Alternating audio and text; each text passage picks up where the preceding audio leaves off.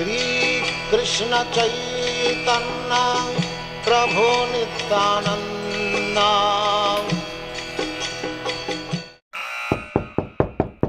Okay. Yep. Hare Krishna. Welcome. Here we are. Bhagavad-gita, here it is. It's our channel. Bhagavad-gita as it is. It's our book. Translation and commentary by His Divine Grace A.C. Bhaktivedanta Swami Prabhupada. And of course, the Bhagavad-gita in itself is the timeless words of the Supreme Personality of Godhead, Sri Krishna. And my name is Labangalatika. We have finished the first chapter, and they are a bit of a unit. They are the introduction. And then chapter 7, as we're starting today, is called Knowledge of the Absolute. And isn't that overall looking for, directly or indirectly? I will read the Sanskrit for text 1. Shri Bhagavan Uvacha Maya Saktamana Partha Yogang Yundyan Marashrayaha Asangsayang Samagrang Mang Yatha Gyasya Sitachrino. The Supreme Personality of Godhead said, "Now hear, O son of Pritha, how by practicing yoga in full consciousness of me, with mind attached to me, you can know me in full, free from doubt." Yes, so that got my attention. We can hear from Krishna how we can know him in full. So that is, nowadays, we think about God, we think about religion, we think about it as a little bit of a sideshow, not the main thing. But actually, and I said this in the beginning, and I don't know how many are still here from the beginning, but when we enter into Bhagavad-gita, in order to gain the most from it, it's good to enter in that attitude of accepting it, at least theoretically, at least hypothetically. Because if we are hearing the words from Krishna and we don't believe in Krishna, if we are hearing the instructions of Krishna and we don't trust Krishna, and if we are hearing that knowledge that Krishna is giving us and we don't think it's relevant, then yeah, Bhagavad-gita is still wonderful. It's very poetic. It has insights into our deeper psychology, into how the world is set up. But the Bhagavad-gita is the word of Krishna, how he reaches out to us so we can connect to him again. So he gives us both the reason, the main reason being we are eternal spirit souls, and as long as we identify this with this body, whatever we do will end in death every time. Over and over again. They have this funny saying, they're saying you only live once. And I'm thinking, yeah, you only live once at a time. Then you die. Then you have another birth and another birth. Connecting to our own spiritual nature in connection to the Supreme Spirit, Krishna, changes that totally. So here, first chapter brings us here, and now Krishna is telling us even more. I'm reading the purport. In this seventh chapter of Bhagavad-gita, the nature of Krishna consciousness is fully described. Krishna is full in all opulences, and how he manifests such opulences is described herein. Also, 4 kinds of fortunate people who become attached to Krishna, and 4 kinds of unfortunate people who never take to Krishna consciousness are described in this chapter. In the first 6 chapters of Bhagavad-gita, the living entity has been described as non-material spirit soul capable of elevating himself to self-realization by different types of yoga. At the end of the 6th chapter, it has been clearly stated that the steady concentration of the mind upon Krishna, or in other words, Krishna consciousness, is the highest form of all yoga. By concentrating one's mind upon Krishna, one is able to know the absolute truth completely, but not otherwise. Impersonal Brahmajyoti or localized Paramatma realization is not perfect knowledge of the absolute truth, because it is partial. Full and scientific knowledge is Krishna, and everything is revealed to the person in Krishna consciousness. In complete Krishna consciousness, one knows that Krishna is ultimate knowledge beyond any doubts. Different types of yoga are only stepping stones on the path of Krishna consciousness. One who takes directly to Krishna consciousness automatically knows about Brahmajyotir and Paramatma in full. By practice of Krishna consciousness yoga, one can know everything in full, namely the absolute truth, the living entities, the material nature, and their manifestations with paraphernalia. Yes, so we're coming back to that point, because today, mostly, you try to say, there is an absolute truth, and I know it.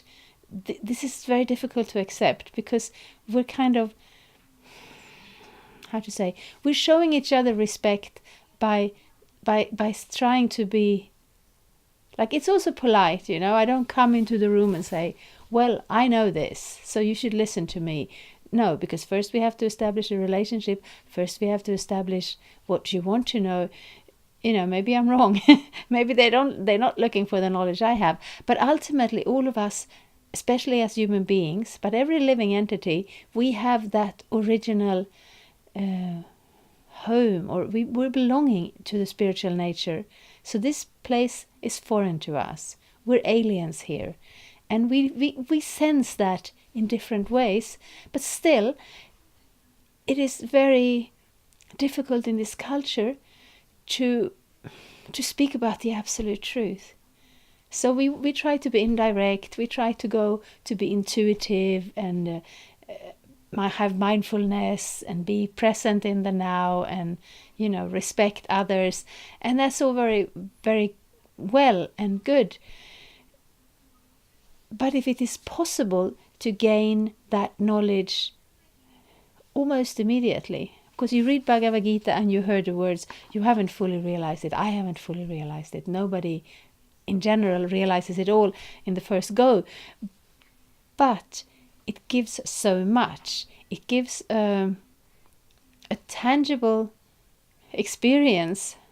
No, that's the wrong direction. That's the wrong order. I mean to say, it gives knowledge that gives us the basis for the next step, the practice, and it also gives the practice. So by having this knowledge and by putting it into practice in a yoga practice, it is possible to realize Krishna and ourselves in a spiritual sense. It's not going to happen, in general, it doesn't happen overnight. It happens little by little, but at the same time, every step, Prabhupada uses that example. If you're hungry and you sit down to eat, you do not need a lecture on how the nutrients are absorbed by the body. You will know when you feel satisfied by eating.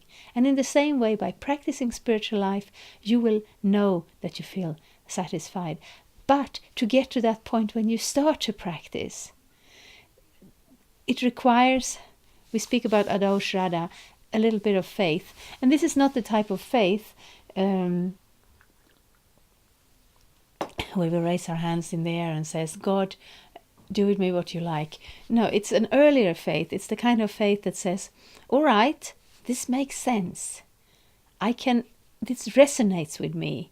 I have had this sense of something missing in this world, no matter what direction I look in. Something is missing, but I don't have a name for it. I can't put my finger on it. And here I can sense that this philosophical description of the Absolute resonates with me.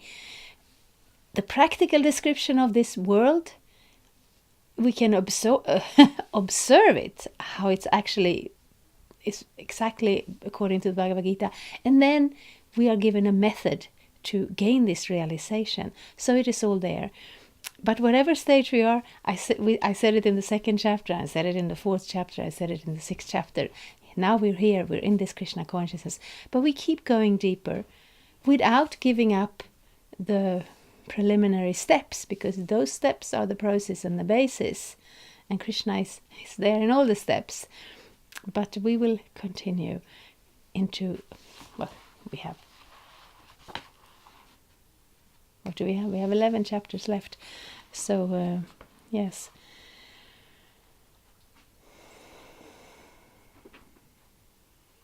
One should therefore begin yoga practice as directed in the last verse of the 6th chapter. Yeah, that's the last verse of the 6th chapter, which is the previous verse, which is a fantastic verse.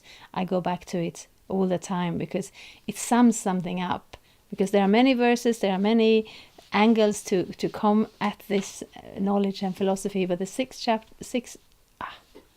end of the 6th chapter sums it up. Yoga means the process that connects us to the Absolute, and the different steps on the yoga ladder come to their completion when the soul realizes Krishna, or is able to absorb oneself in Krishna consciousness. So that's the goal of the other yoga methods, and it's the, but we don't give up the practice of Krishna consciousness. It's not that we come to a goal and then we're done, and then we put our Bhagavad-gita away and we're just in that finished stage. No. The goal means that we will have a deeper realization and appreciation of the process, because the process is spiritual in and of itself. It's already a connection to the Supreme. But that verse sums it up in a very nice way, and Prabhupada's explanations to it just adds to it. So that's one of my favorite verses. I hope it's not arrogant to say like that, because of course I like the whole Bhagavad-gita, but that is one of those points where you kind of, something new opens up. Concentration of the mind upon Krishna, the Supreme, is made possible by prescribed devotional service in 9 different forms, of which Shravanam is the first and most important. Shravana means hearing. The Lord therefore says to Arjuna, "Tat Shrinu," or hear from me. No one can be a greater authority than Krishna, and therefore by hearing from him one receives the greatest opportunity to become a perfectly Krishna-conscious person. One has therefore to learn from Krishna directly, or from a pure devotee of Krishna, and not from a non-devotee upstart puffed up with academic education. We see that sometimes. Somebody comes in contact with the Bhagavad-gita, with the practice of Krishna consciousness, and has a certain level of appreciation, and then they become a little too scholarly, and then they start to learn Sanskrit, and then they come to a point where they feel, I understand this better.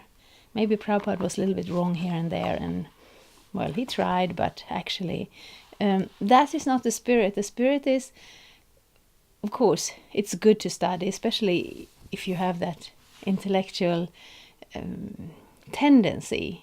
That desire or that need to absorb your intelligence is something. Bhagavad-gita is the best thing. And it continues. We will have Srimad Bhagavatam, we will have so many literatures. So there's nothing wrong with that.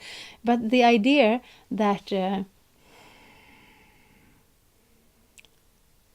yes, if you do research, then in one way you will consider yourself superior to your subject, because you are analyzing the subject, you are drawing the conclusions.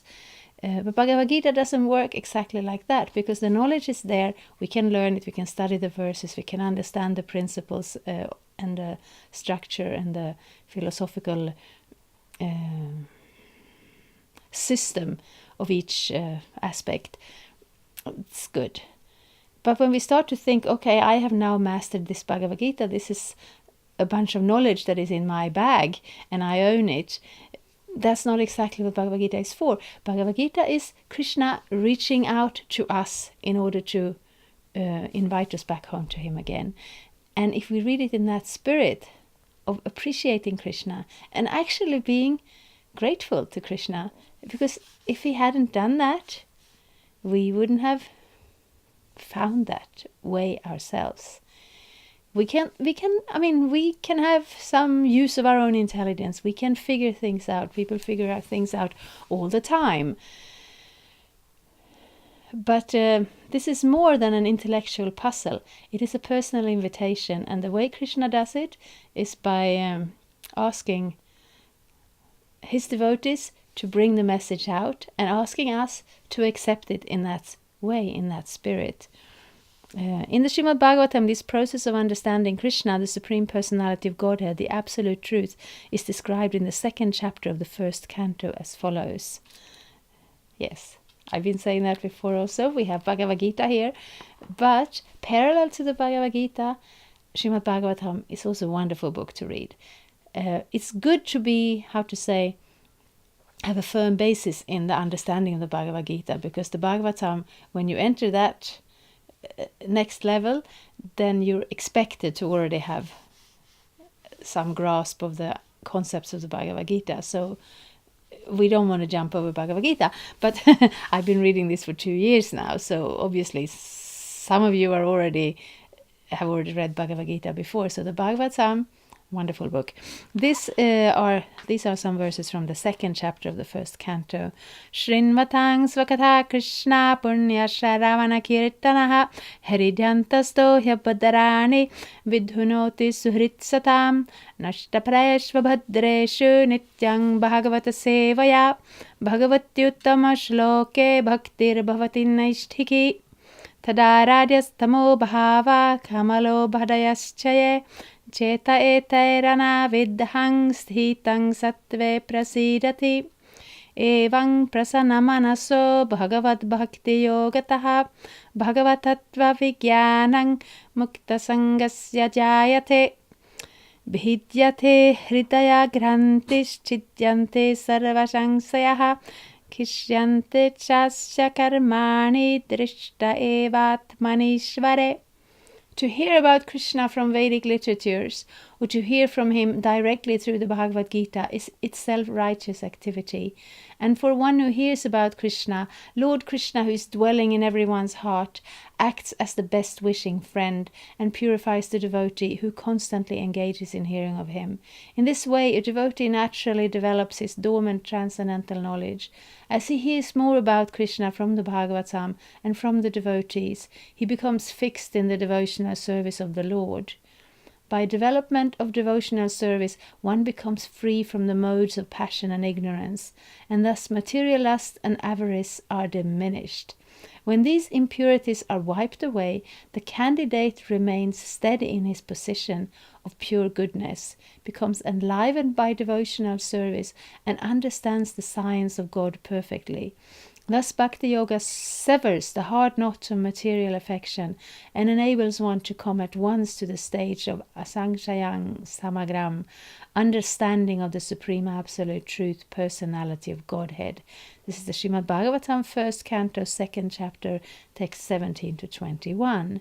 Therefore, only by hearing from Krishna or from his devotee in Krishna consciousness can one understand the science of Krishna.